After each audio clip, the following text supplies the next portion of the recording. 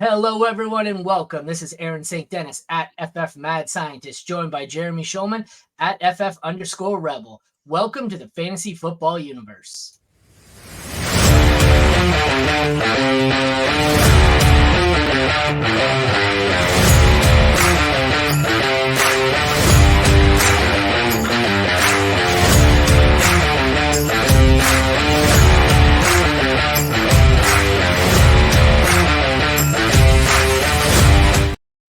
All right, we are back into it, kind of into the deeper prospects here. I think this guy goes still in probably a three round draft. Maybe not. Maybe it's 3-4. But we have the 2024 rookie sneak peek of Western Kentucky wide receiver Malachi Corley. This one was written by Jeremy. If you want to see the full write-up, head over to fantasyfootballuniverse.com or check back daily for whoever the next prospect is tomorrow. We're kind of out of order a bit. We're all over the place, so...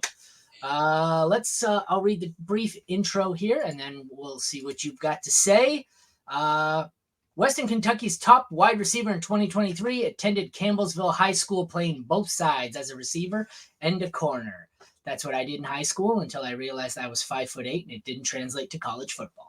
Although he was originally recruited by Western Kentucky to play corner, he transitioned to play wide receiver. He thrived in Western Kentucky's offense, ultimately named to the first team All-Conference USA in both his sophomore and junior season. His high level of production for 3 years after a redshirt season makes him an interesting prospect and one that teams are monitoring closely. The comps to Debo have persisted, given his style of play. It's reminiscent of the All-Pro. Corley isn't afraid of contact and often punishes defenders when catching screens and end arounds. At the Senior Bowl, the comp continued, and his stock is already on the rise. Do you want to tell me briefly what you think about this guy? Because I'm about to sneeze. Yeah, it's the Debo comps. Like, I get it. It's hard with comps, right? Because you immediately assume production, right? Oh, this guy's going to be as productive as Debo Samuel? Probably not. But the nice thing is that last point there, that he's not afraid of contact. He will,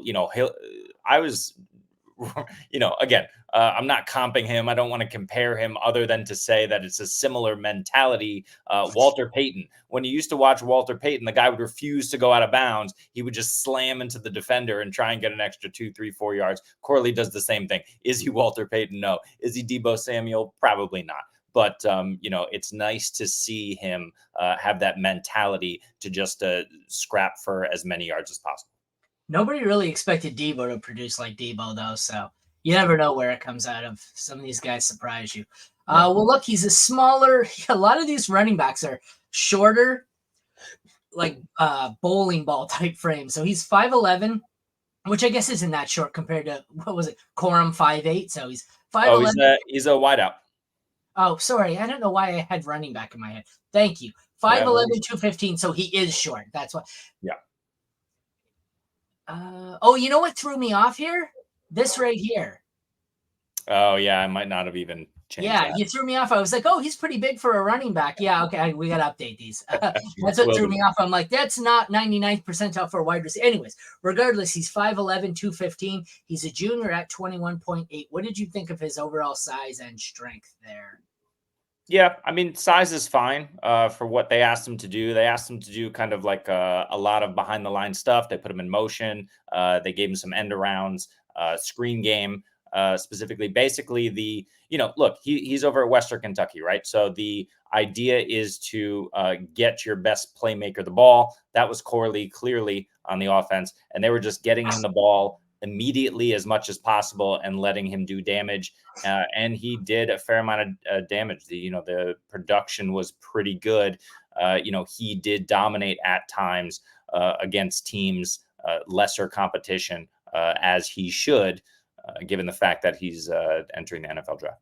Yeah, the lesser competition always worries me. I find it matters 50% of the time, and 50% of the time the guy was just good. But the height worries me a little. It doesn't necessarily worry me in the sense that he's overly small. It's just that this is typically a receiver you'd be able to get in the 4th or 5th rounds of your drafts. I think he might go a little earlier because everyone's got Tank Dell syndrome here and nobody's afraid of these short receivers. Like if we had Deuce Vaughn playing receiver in this class, people would draft him because they're just not afraid anymore.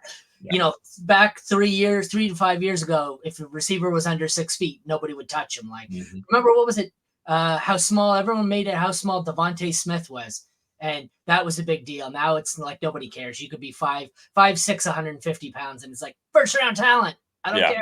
So I mean that's the thing too. We just need to be careful of. I mean, Tank Dell's a little bit different, but when you think about guys like Devonta Smith, you know, these are guys who put up insanely productive Heisman Trophy winning seasons.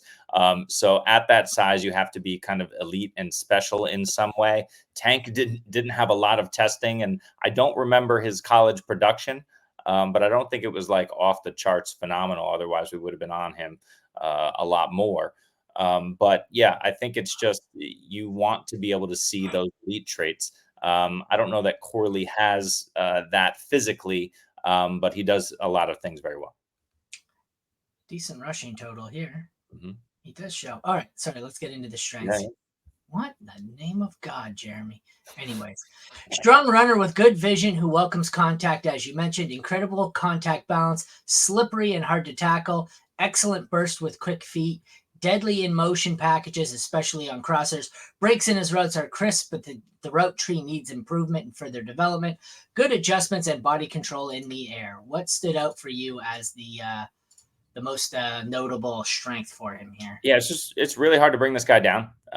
You know, whether he's running the ball out of the backfield, which he did line up a few times, whether he's getting it on the end around, whether he's got a short crosser or a screen, it doesn't matter, but they're getting him the ball quickly and trying to give him enough space to maneuver, and he can beat you with cuts. He can run you over and run through you.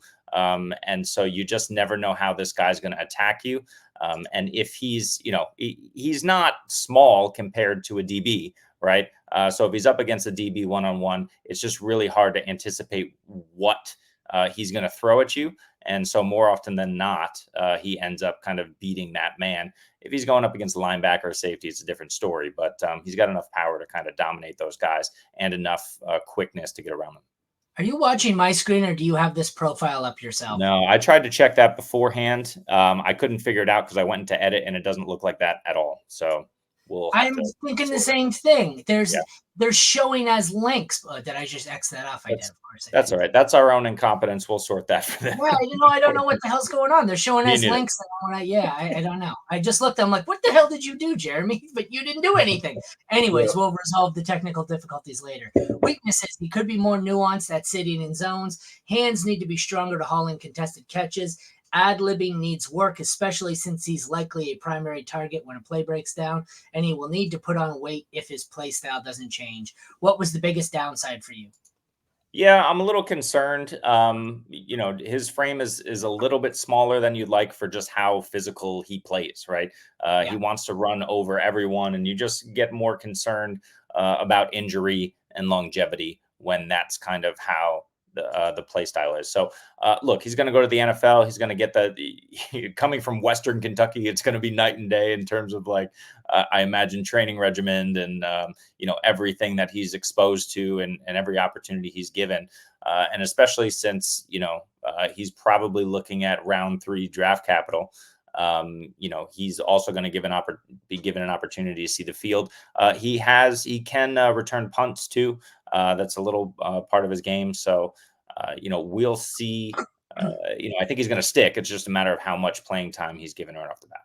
That always seems to help some of the peripheral, the wide receivers and the running backs. They stay on the field a little bit longer because, you know, the special teams keeps them in when they're buried deep down on the old depth chart. One sec, I'm trying to bring this back up after I accidentally X'd it off with our little technical difficulties here. All right, we got it back up.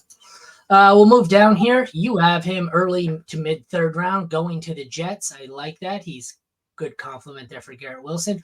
Why the Jets? And do you think he sneaks into day 4 or sneaks into day 3, falls to round or day? Jesus Christ, day 2, day 3, Jets. What are your thoughts?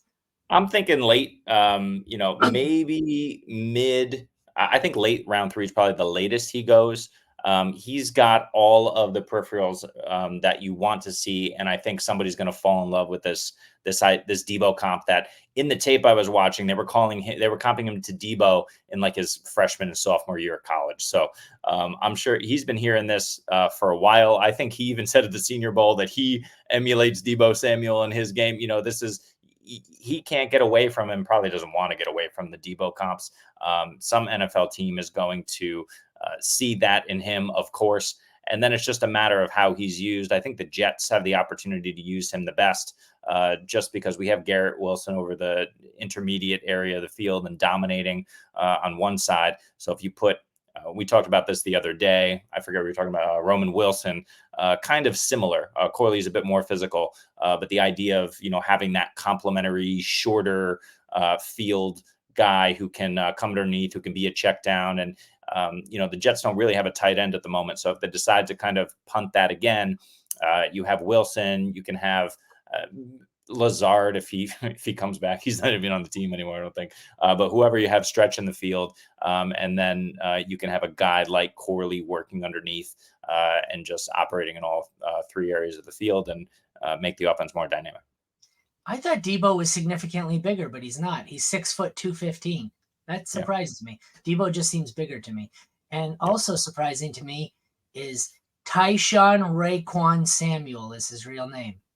Debo is a nickname that means sweet feet. Did you know that? I did not. I just learned that when I looked up to see how big Debo was, because I said, I don't know if the Debo comp fits. I'm like, Debo feels like he's 6'2", 6'3". Debo's not. Debo's almost the identical size. So that is a good comp. I like that. For me, I don't mind the Jets.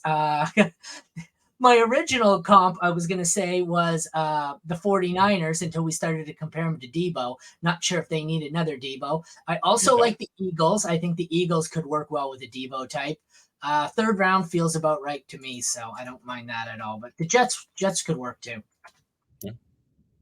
All right. Well, that concludes the 2024 rookie sneak peek of Western Kentucky wide receiver Malachi Corley. Head over to fantasyfootballuniverse.com for the full write-up of Corley and all the other prospects, or check back tomorrow on YouTube for the next video in the series. For Aaron and Jeremy, thanks for watching Fantasy Football Universe. Take care, and we'll see you tomorrow.